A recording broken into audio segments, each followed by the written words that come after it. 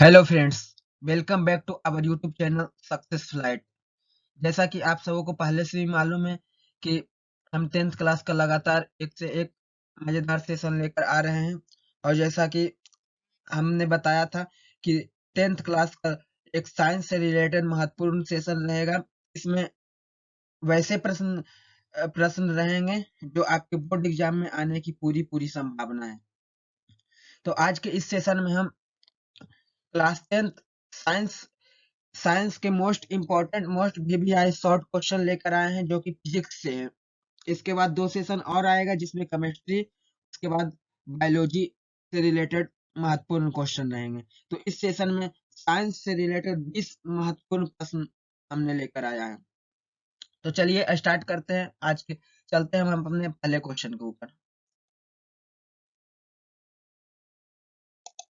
आज का पहला प्रश्न है, प्रकाश के प्रवर्तन के नियम को लिखें। प्रकाश के प्रवर्तन के नियम को लिखें। तो प्रकाश के प्रवर्तन के कितने नियम है? प्रकाश के प्रवर्तन के 2 नियम है। पहला, आपतित प्रकाश किरण, प्रवर्तित प्रकाश किरण एवं आपतन बिंदु पर डाला गया अभिलंब तीनों एक ही तल में होंगे। इस चीज को हम फिगर के माध्यम से समझते हैं। यहाँ देखिए, ये आपतित प्रकाश किरण है और ये प्रवर्तित प्रकाश किरण है और ये अभिलंब है। तीनों एक ही तल में है, तीनों इसी तल में है। प्रकाश के प्रवर्तन का पहला नियम यही कहता है कि आपतित प्रकाश किरण, प्रवर्तित प्रकाश किरण तथा आपतन बिंदु ये है पर डाला गया अभिलंब तीनों एक ही तल में होंगे। ठीक है। दूसरा कहता है, आपतन कोण सदैव प्रवर्तन कोण के बराबर होगा। आपतन कोण आई ये और ये प्रवर्तन कोण, ये दोनों सदैव बराबर होगा। I is equal to are, ऐसा फॉर्मूला भी है, इसी से निकलता है। I is equal to are. ठीक है। तो पहले प्रश्न को आप लोग समझ गए। प्रकाश के प्रवर्तन के नियम को लिखिए। प्रकाश के प्रवर्तन के 2 नियम है। पहला, आपतित प्रकाश किरण, प्रवर्तित प्रकाश किरण तथा आपतन बिंदु पर डाला गया अभिलंब तीनों एक ही तल में होंगे। दूसरा, आपतन कोण सदैव प्रवर्तन कोण के बराबर होंगे। चलते हैं नेक्स्ट क्वेश्चन की ओर। दूसरा प्रश्न, प्रकाश के का अपवर्तन क्या है? प्रकाश का अपवर्तन क्या है? जब कोई प्रकाश किरण एक पारदर्शी माध्यम से दूसरे पारदर्शी माध्यम में प्रवेश करती है तो प्रकाश अपने वास्तविक पथ से विचलित हो जाती है या मुड़ जाती है। प्रकाश में इस प्रकार होने वाली घटना को प्रकाश का अपवर्तन कहा जाता है। या दूसरे शब्दों में हम इसी चीज को कह सकते हैं प्रकाश के मुड़ने की घटना को प्रकाश का अपवर्तन कहा जाता है। इसको भी फिगर के माध्यम से समझते हैं। आपतित किरण, आपतित किरण ये है तथा अपवर्तित किरण, जब कोई प्रकाश किरण किसी एक माध्यम से आता है, पहला माध्यम हमारा ये है माध्यम 1 और दूसरा माध्यम ये है माध्यम 2। जब प्रकाश किरण किसी एक माध्यम से आती है, इस माध्यम से प्रकाश की किरण आ रही है और दूसरे माध्यम में जाती है तो अपने वास्तविक पथ से मुड़ जाती है। अगर ये किरण सीधा जाता तो इस तरह से ये जाता, सीधा इस तरह से, लेकिन ये वास्तविक पथ से इतना मुड़ गया। तो इसी तरह के प्रकाश के मुड़ने की घटना को प्रकाश का अपवर्तन कहा जाता है। ठीक है। जब कोई प्रकाश किरण एक पारदर्शी माध्यम से दूसरे पारदर्शी माध्यम में प्रवेश करती है तो प्रकाश अपने वास्तविक पथ से विचलित हो जाती है या मुड़ जाती है। प्रकाश में होने वाली इस प्रकार की घटना को प्रकाश का हम अपवर्तन कहते हैं। ठीक है, बढ़ते हैं नेक्स्ट क्वेश्चन की ओर। तीसरा प्रश्न, मानव नेत्र में दृष्टि दोष क्या है? यह कितने प्रकार के होते हैं? मानव नेत्र में दृष्टि दोष क्या है? यह कितने प्रकार का होता है? जब नेत्र की समंजस क्षमता किसी कारणवश प्रभावित हो जाती है तो नेत्र में दोष उत्पन्न हो जाता है, जिसे हम दृष्टि दोष कहते हैं। दृष्टि दोष कैसे कहते हैं? जब नेत्र की समंजस क्षमता किसी कारणवश प्रभावित हो जाती है तो नेत्र में दोष उत्पन्न हो जाता है, जिसे हम दृष्टि दोष कहते हैं। यह 4 प्रकार के होते हैं। दृष्टिदोष कितने प्रकार के होते हैं? दृष्टिदोष 4 प्रकार के होते हैं। पहला निकट दृष्टिदोष, दूसरा दीर्घ दृष्टिदोष या दूर दृष्टिदोष उसको हम कहते हैं, तीसरा जरा दृष्टिदोष और चौथा आबिंदुकता। मानव नेत्र में दृष्टिदोष कितने प्रकार के होते हैं? मानव नेत्र में दृष्टिदोष 4 प्रकार के होते हैं। पहला निकट दृष्टिदोष, दूसरा दीर्घ दृष्टिदोष या दूर दृष्टिदोष, तीसरा जरा दृष्टिदोष और चौथा आबिंदुकता। ये हमारे मानव नेत्र का फिगर है। ठीक है, बढ़ते हैं नेक्स्ट क्वेश्चन की ओर। चौथा क्वेश्चन है, दूर दृष्टि दोष क्या है? दूर दृष्टि दोष क्या है? वह दृष्टि दोष जिसमें व्यक्ति दूर रखी वस्तु को स्पष्ट परंतु निकट रखी वस्तु को स्पष्ट नहीं देखता है, उसे दूर दृष्टि दोष कहते हैं। दूर दृष्टि दोष किसे कहते हैं? जब मनुष्य निकट रखी वस्तु को स्पष्ट देख सके लेकिन दूर रखी जब मनुष्य दूर रखी वस्तु को स्पष्ट देख सके परंतु निकट रखी वस्तु को स्पष्ट नहीं देख सके तो उसे हम दूर दृष्टि दोष कहते हैं। जब निकट रखी वस्तु को मनुष्य स्पष्ट नहीं देख सके तब हम उसे दूर दृष्टि दोष कहते हैं। ठीक इसके विपरीत नेक्स्ट क्वेश्चन में हम देखते हैं। सबसे पहले देख लेते हैं इसका उपचार। इसका उपचार उपयुक्त फोकस दूरी के उत्तल लेंस द्वारा होता है। दूर दृष्टि दोष का उपचार किस चीज से होता है? दूर दृष्टि दोष का उपचार उपयुक्त फोकस दूरी के उत्तल लेंस के द्वारा होता है। इसके बाद है निकट दृष्टि दोष क्या है?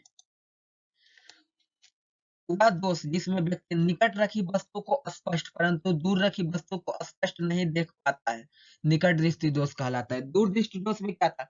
दूर दृष्टि दोष में वस्तु दूर रखी वस्तु को स्पष्ट देख सकता था लेकिन निकट रखी वस्तु को स्पष्ट नहीं देख सकता था।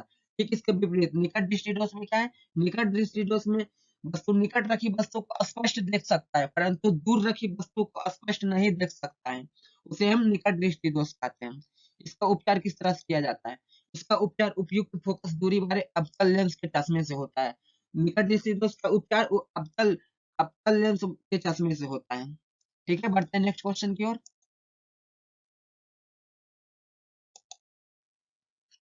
छठा प्रश्न है, नाभिकीय संलयन क्या है? नाभिकीय संलयन क्या है? नाभिकीय संलयन वह नाभिकीय अभिक्रिया है जिसमें दो या दो से अधिक छोटे नाभिक आपस में जुड़कर एक भारी बड़े नाभिक का निर्माण करता है। नाभिकीय संलयन में क्या होता है?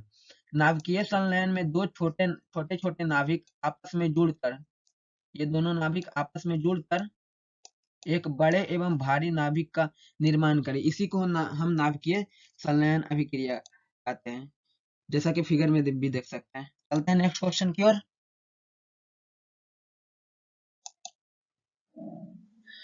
अपवर्तनांक की परिभाषा दे। अपवर्तनांक क्या होता है?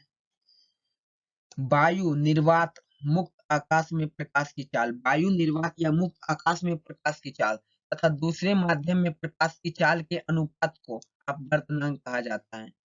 वायु निर्वात या मुक्त आकाश में प्रकाश की चाल, जिसको हम एयर ए से सूचित कर देते हैं, तथा किसी दूसरे माध्यम यानी वाटर ले लेते हैं, बात करें वाटर, इस दोनों के अनुपात को हम अपवर्तनांक कहते हैं। किसी भी दो माध्यम के में प्रकाश की चाल के अपवर्तनांक को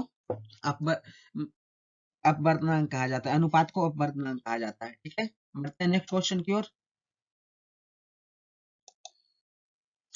विद्युत धारा क्या है? विद्युत धारा के SI मात्रक को लिखे। विद्युत धारा क्या है? इसका SI मात्रक को लिखे। विद्युत आवेश की प्रवाह की दर को विद्युत धारा कहा जाता है। विद्युत धारा किसे कहते हैं? विद्युत आवेश के प्रवाह की दर को विद्युत धारा कहते हैं। इसी को हम दूसरे शब्दों में कहते हैं मुक्त इलेक्ट्रॉनों की प्रवाह की दर को विद्युत धारा कहते हैं। मुक्त इलेक्ट्रॉनों की प्रवाह की दर को विद्युत धारा कहते हैं। इसे हम I से सूचित करते हैं। विद्युत धारा को किससे सूचित किया जाता है? विद्युत धारा को I से सूचित किया जाता है। इसका SI मात्रक एम्पियर होता है। विद्युत धारा का SI मात्रक क्या होता है? विद्युत धारा का SI मात्रक एम्पियर होता है। ये ऑब्जेक्टिव में भी ये प्रश्न पूछा जा सकता है। ठीक है, बढ़ते हैं नेक्स्ट क्वेश्चन की ओर।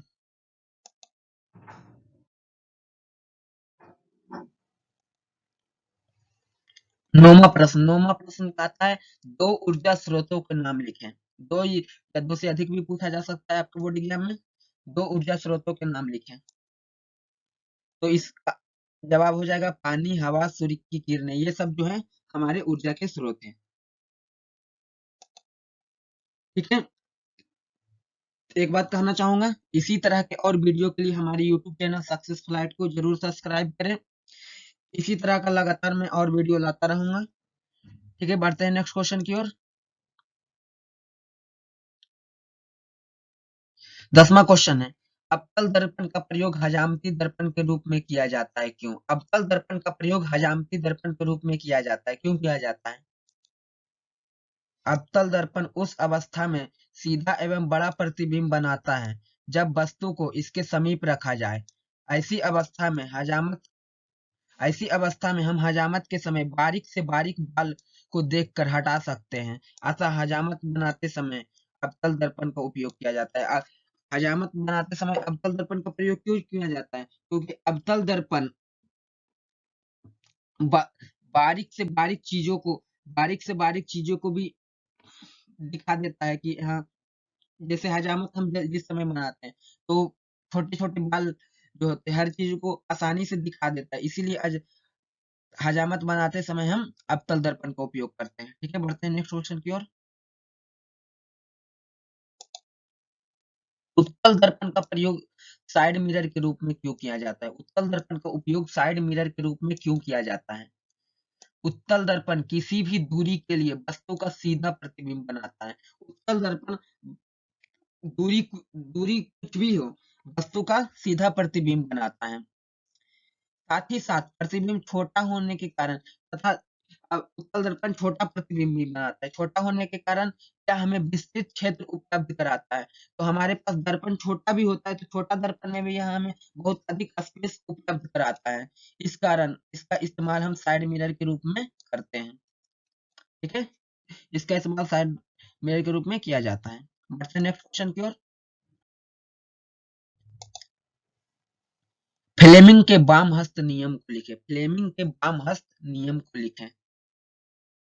फ्लेमिंग का वाम हस्त नियम का क्या कहता है? हम अपने बाएं हाथ की तर्जनी, मध्यमा और अंगूठे को इस प्रकार फैलाएं कि तीनों परस्पर लंबवत हों।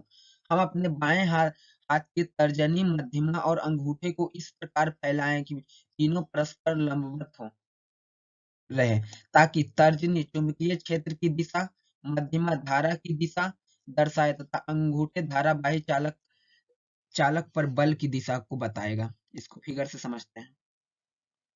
हम अपने बाएं हाथ की तर्जनी,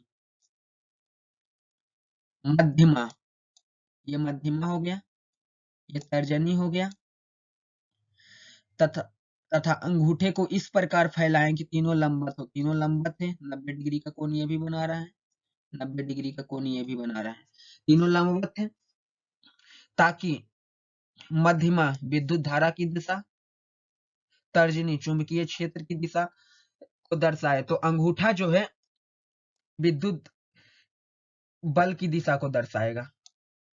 अंगूठा किस चीज, धारावाही चालक के बल की दिशा को दर्शाएगा। ठीक है, बढ़ते हैं नेक्स्ट क्वेश्चन की ओर। 13 नंबर प्रश्न क्या कहता है? पानी में रखा सिक्का उठा हुआ दिखता है, क्यों? पानी में रखा हुआ सिक्का उठा हुआ दिखता है, क्यों? प्रकाश के अपवर्तन के कारण पानी में रखा हुआ सिक्का उठा हुआ दिखता है। इसको फिगर से समझते हैं। पानी में यहाँ पर सिक्का रखा हुआ है, प्रकाश किस तरह से, प्रकाश यहाँ से जाएगा और दूसरे माध्यम होने के कारण यहाँ प्रकाश मुड़ जाएगा। उसी तरह इधर से भी होगा, प्रकाश इधर से जाएगा और दूसरे माध्यम के कारण प्रकाश यहाँ से मुड़ जाएगा। लेकिन हमें क्या प्रतीत होगा? हमें प्रतीत होगा कि प्रकाश इस तरह से यहाँ जा रहा है और इधर से प्रकाश इस तरह से यहाँ जा रहा है। तो हमें सिक्का यहाँ नजर ना आकर ये सिक्का हमें यहाँ नजर आएगा। इसीलिए पानी में रखा हुआ सिक्का प्रकाश के अपवर्तन के कारण हमें उठा हुआ प्रतीत होता है। ठीक है, बढ़ते हैं नेक्स्ट क्वेश्चन की ओर। 14 नंबर प्रश्न क्या कहता है? किसी अंतरिक्ष यात्री को आकाश नीले की अपेक्षा काला दिखता है, क्यों? किसी अंतरिक्ष यात्री को आकाश नीले की अपेक्षा काला दिखाई देता है, क्यों ऐसा होता है? अंतरिक्ष यात्री आकाश में उस ऊंचाई पर होते हैं जहां वायुमंडल नहीं होता है और ना ही वहां कोई प्रकीर्णन हो पाता है, इसलिए उन्हें आकाश नीला नहीं बल्कि काला प्रतीत होता है। आकाश में क्या होता है, अंतरिक्ष यात्री जो होते हैं वायुमंडलीय वायुमंडल से बाहर हो जाते हैं, आकाश में बहुत अधिक ऊंचाई पर चले जाते हैं तथा वायुमंडल से बाहर निकल जाते हैं, जिस कारण वहां ना किसी प्रकार का प्रकीर्णन होता है ना कुछ, इसीलिए उन्हें आकाश नीला नहीं दिखकर काला दिखाई देता है। ठीक है, बढ़ते हैं नेक्स्ट क्वेश्चन की ओर। उत्तल लेंस को अभिसारी लेंस क्यों कहा जाता है? उत्तल लेंस को अभिसारी लेंस क्यों कहा जाता है? उत्तल लेंस द्वारा आपतित समानांतर किरणें अपवर्तन के फलस्वरूप एक बिंदु पर मिलती हुई, यानी उत्तल लेंस प्रकाश के समानांतर किरणों को अभिसरित करता है, इसलिए उत्तल लेंस को अभिसारी लेंस कहते हैं। इसको फिगर से समझते हैं। ये हमारा उत्तल लेंस है, ये सभी समानांतर आपतित प्रकाश किरण है जो कि प्रवर्तन के बाद एक बिंदु पर मिलती हुई प्रतीत हो रही है। सारे किरण एक बिंदु पर मिलती हुई प्रतीत हो रही है, इसीलिए हम उत्तल लेंस को अभिसारी लेंस कहते हैं। ठीक है, बढ़ते हैं नेक्स्ट क्वेश्चन की ओर।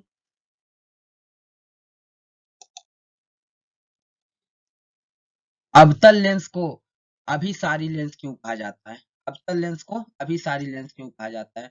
अवतल लेंस में देखिए, अवतल लेंस को अभिसारी लेंस कहा जाता है क्योंकि ये आने वाली प्रकाश किरणों को, समानांतर आने वाली सभी प्रकाश किरणों किरणों को फैला देता है प्रवर्तन के बाद।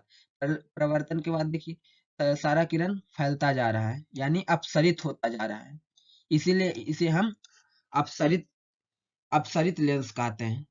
अवतल लेंस अपसरित अपसरित लेंस कहा जाता है क्योंकि ये आने वाली प्रकाश की किरणें को अपसरित कर देता है, यानी फैला देता है।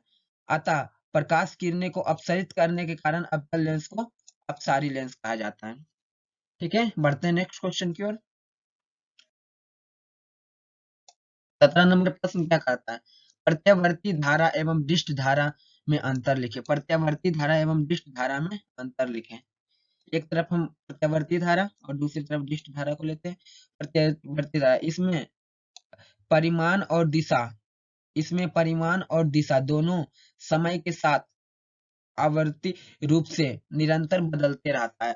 प्रत्यावर्ती धारा में क्या होता है? प्रतिवर्ती धारा में परिमाण और दिशा दोनों समय के साथ निरंतर बदलते रहता है, जबकि दिष्ट धारा में दिशा नियत रहती है। दिशा जो होता है कांस्टेंट रहता है, परिमाण बदले या ना बदले। उसके बाद प्रत्यावर्ती धारा में दूसरा क्या है? यह धारा केवल ऊष्मीय प्रभाव प्रदर्शित करता है, रासायनिक तथा चुंबकीय प्रभाव को प्रदर्शित नहीं करता है, जबकि डिष्ट धारा में ऊष्मीय, रासायनिक तथा चुंबकीय प्रभाव तीनों को प्रदर्शित करता है। उसके बाद प्रत्यावर्ती धारा मापक यंत्र मापक यंत्र धारा के ऊष्मीय प्रभाव पर आधारित होते हैं। प्रत्यावर्ती धारा के मापक यंत्र धारा को ऊष्मीय प्रभाव पर आधारित होते हैं, जबकि डिष्ट धारा में ऐसा कुछ भी नहीं होता है। प्रत्यावर्ती धारा का फिगर इस तरह से होता है, इसमें मान देखिए बदलता जा रहा है, जबकि डिष्ट धारा में कांस्टेंट रहता है। ठीक है, बढ़ते हैं नेक्स्ट क्वेश्चन की ओर। दो चुंबकीय क्षेत्र रेखाएं एक दूसरे को प्रतिच्छेद क्यों नहीं करती है? दो चुंबकीय क्षेत्र रेखाएं एक दूसरे को प्रतिच्छेद नहीं करती है, क्यों नहीं करती है? तो उत्तर देखते हैं। चुंबकीय सुई सदा एक ही दिशा की ओर संकेत करती है। चुंबकीय सुई जो होता है सदा एक ही दिशा को संकेत करती है। यदि दो चुंबकीय क्षेत्र रेखाएं एक दूसरे को प्रतिच्छेद करें तो इसका अर्थ होगा कि प्रतिच्छेद बिंदु पर चुंबकीय क्षेत्र दो दिशाएं हैं और द्विसूक्ति ने दो दिशाओं की ओर संकेत किया है, जो कि संभव नहीं है। चुंबकीय क्षेत्र की कभी दो दिशाएं संभव नहीं है, इसलिए चुंबकीय क्षेत्र रेखा एक दूसरे को कभी प्रतिच्छेद नहीं करती है। इसको फिर से समझते हैं। देखिए हमारा चुंबकीय क्षेत्र रेखाएं हैं ये सभी, देख, अगर चुंबकीय क्षेत्र देखा है, मान लिया यहाँ पर चुंबकीय क्षेत्र देखा है, एक दूसरे को प्रतिच्छेद कर दिए, तो इस प्रतिच्छेद बिंदु पर इसकी दो दिशाएं हो जाएगी, एक दिशा ये हो जाएगा और एक दिशा ये हो जाएगा। और चुंबकीय क्षेत्र रेखाएं के दो दिशा कभी भी संभव नहीं है, इसीलिए चुंबकीय क्षेत्र रेखाएं कभी भी एक दूसरे को प्रतिच्छेद नहीं करती हैं। बढ़ते हैं नेक्स्ट क्वेश्चन की ओर। सूर्योदय के समय सूर्य रक्तवा प्रतीत होता है, क्यों? सूर्योदय के समय सूर्य रक्तवा यानी लाल दिखता है, क्यों लाल दिखता है? सूर्योदय के समय सूर्य क्षितिज के निकट होता है। सूर्य की किरणें हम तक पहुंचने के लिए वातावरणीय मोटी पर्वतों से गुजरना पड़ता है।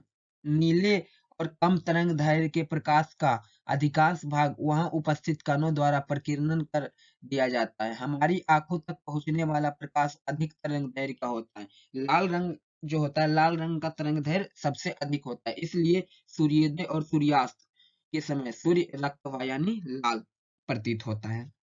ठीक है, बढ़ते हैं नेक्स्ट क्वेश्चन और आज के लास्ट क्वेश्चन की तरफ।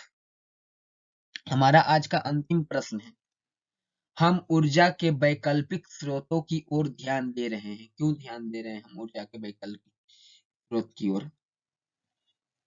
हमारी आवश्यकताएं निरंतर बढ़ रही है, हमारी जो जरूरतें हैं निरंतर बढ़ती जा रही है, उन्हें पूरा करने के लिए नवीकरणीय ऊर्जा स्रोत के उपयोग में वृद्धि करनी चाहिए, ताकि भविष्य में हमें ऊर्जा संकट का सामना ना करना पड़े, क्योंकि कोयला और पेट्रोलियम जो है जैसे जीवाश्म ईंधन जो है अनवीकरणीय है, इसे हम एक बार उपयोग में लाने के बाद दोबारा उपयोग में नहीं ला सकते हैं, ये समाप्त हो जाते हैं और कुछ वर्षों बाद ये पूर्ण रूप से समाप्त हो जाएंगे।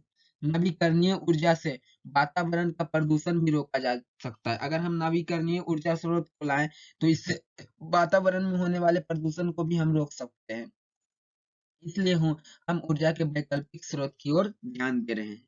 तो आज हमने इन 20 प्रश्नों को देखा।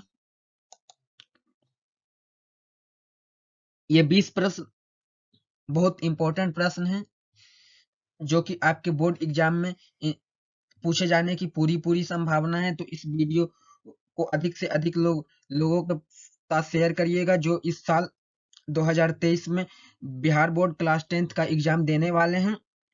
तथा इसी तरह के और वीडियो के लिए हमारे यूट्यूब चैनल सक्सेस फ्लाइट को सब्सक्राइब जरूर करिएगा। Thanks for watching this video. अगर वीडियो अच्छा लगे तो लाइक जरूर करिएगा। कुछ वीडियो में अगर कुछ समझ में नहीं आया हो तो इसे आप कमेंट में पूछ सकते हैं। इसी तरह के और वीडियो के लिए हमारे यूट्यूब चैनल सक्सेस फ्लाइट को जरूर से जरूर सब्सक्राइब करिए। धन्यवाद।